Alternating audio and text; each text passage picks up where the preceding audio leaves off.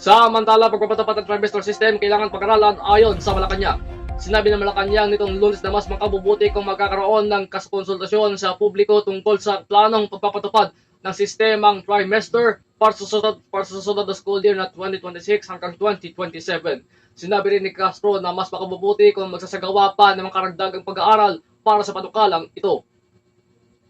Sinabi ng kagawaran ng edukasyon na ang planong ito ay bahagi ng isang holistikong pamamaraan upang balansehin ang pamamahala ng oras para sa mga mag-aaral na nagbibigay daan parte sa ang mas nagbabaluktot na pamamaraan sa dekalidad na pagtuturo. Ayon sa Department of Education o DepEd, hahatiin ang sistemang trimester ng 201 araw na pasukan sa 3 termino kung saan ang bawat isa ay magsasama ng tuloy-tuloy at pili mga aralin at gawain para sa mga mag-aaral.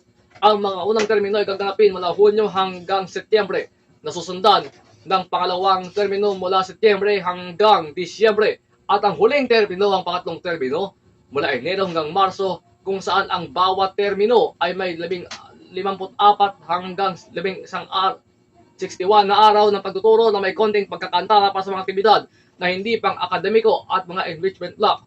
Sinabi ng DepEd na maglalabas ito ng mga alituntunin sa patakaran patungkol sa kalendaryo ng trimester sa mga susunod na araw kasunod ng mga konsultasyon sa mga kinakailangang stakeholder.